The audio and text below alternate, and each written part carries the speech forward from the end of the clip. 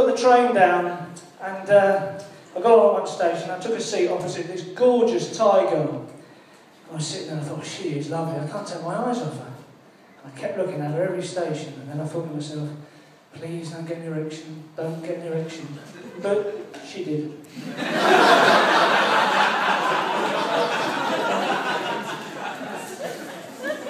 So it's been a really good night so far, hasn't it? But let's be honest, lads, last Thursday was better, wasn't it? It's nothing to do with the acts that have been on, but last Thursday was steak and blowjob night. What a night that is. Are you all familiar with that? Yeah. The blokes nodding, the women not. It's alternative Valentine's Day. What a night that is. That's brilliant. Whoever devised that is well done. I mean, obviously if you're a single vegetarian, it's not quite so good, but I'm neither of these things, so I had a whale of a time. And my missus cooked, which is very unusual. She said, how'd you like your steaks, Dave? Oh, rare, please. How'd you like your blowjobs? Frequent, please.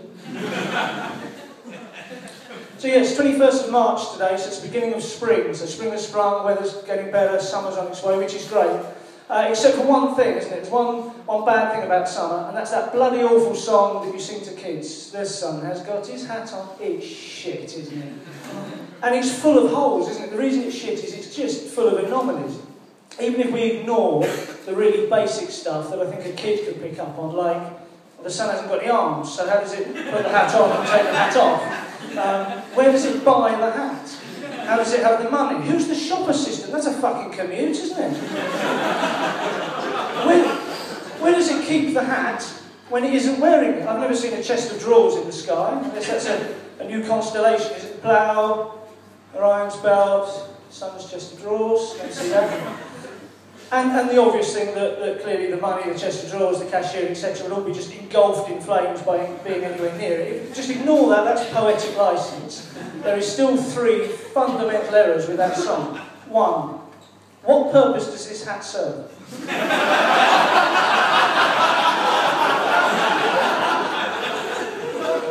We wear a sun hat to protect us from the direct rays of the sun. The one place in the entire universe that doesn't need protection from the sun is above the sun. Secondly, even if we ignore that, the point of the song is to say, the weather's getting better, we can go out and play outside now. Well, that works for us because we have good and bad weather. But surely it's always hot where the sun is. Why would he ever take it off?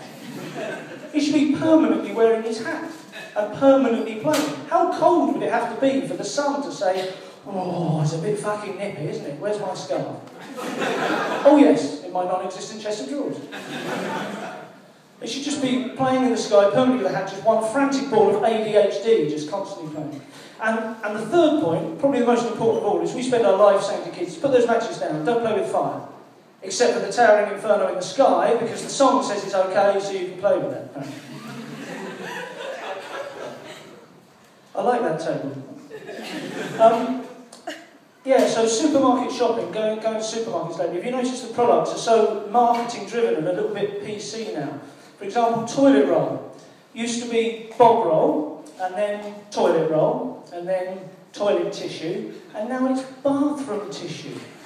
How far removed from the purpose of the item is bathroom tissue? I feel quite guilty about buying something as sweet sounding as bathroom tissue with the express intention of covering it in shit, snot and spunk.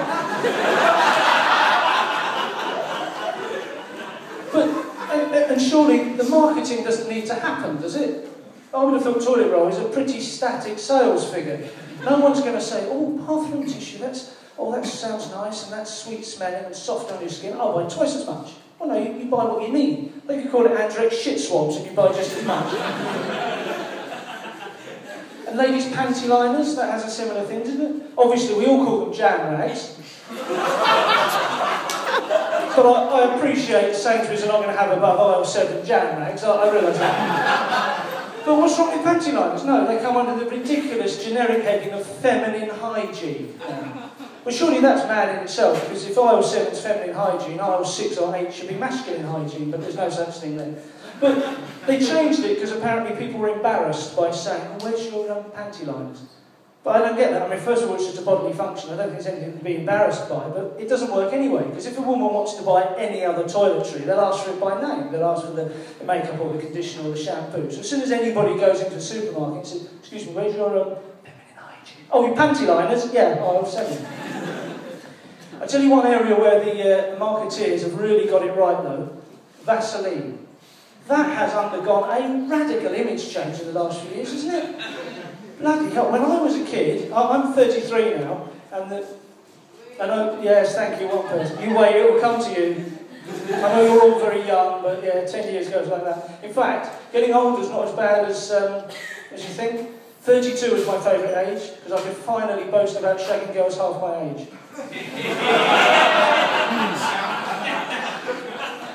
But yeah, when I was a kid, so, I don't know, sort of 25 years ago playing outside, Vaseline came in a huge, unattractive, industrial-sized tin with a lid so stiff it had indents down the side so your fingers could get extra purchase on the lid, and you scooped it out in huge, gloopy amounts and put it on grazes on your knee. That was what Vaseline was. In the last, I don't know, 3, 4, maybe 5 years, it's become a small, colourful fashion accessory for women to carry around in their handbag, rather like, bizarrely, that man has there.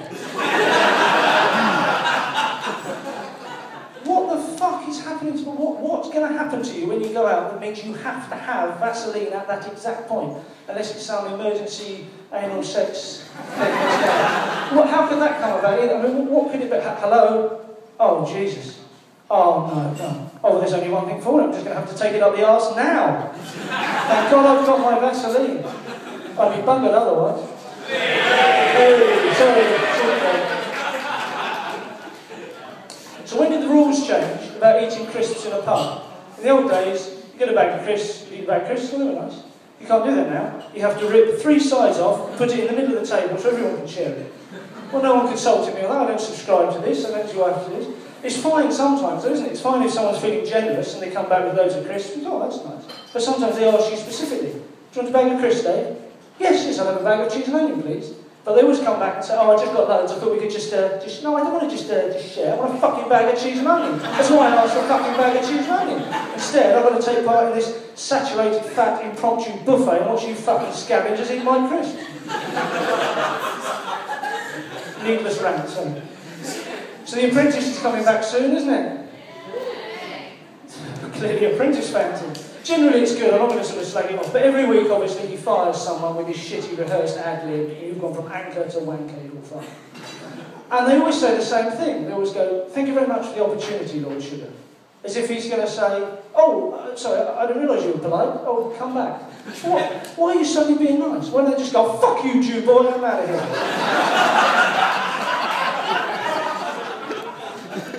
So how cruel was the man who devised the word dyslexia? What was he thinking? Someone phoned him, hello Tony, you'll know the words. We've got this growing condition where people struggle to see a sequence of letters and translate that into a sound, and equally to hear a sound and write that down so other people can recognise that sound. In short, they can't spell very well. Dyslexia. What the fuck was he thinking? Talk about know your audience. So how bittersweet must it be to be Adele's current boyfriend? I mean, okay, she's a bit fat and a bit chatty, but she's not unattractive, she's quite successful, she's worth a lot of money, got a decent life, and she's quite good fun. But there's probably something just niggling at the back of your mind. Does she want someone else? Am I her first boyfriend? You can't quite tell. If only there was some clue as to whether she's actually in love with me or her ex, and then she'd give it away. So the other day, I popped around my mum's, got myself in, I was just going to have a cup of tea, and she's sitting at the table just counting out one p's and 2 p's. And I thought, what's she doing? And she got all of a sudden really angry and then really upset. And I thought, oh yeah, she's just going through the change. Okay, one more sad joke for you. The other day I was walking along and I got a bit lost. And I thought, I don't know where I am. And then I saw a load of squid in a load of sand. And I realised I'd strayed into the Calamari Desert. On that rather contrived joke, thank you very much. I'll be back later.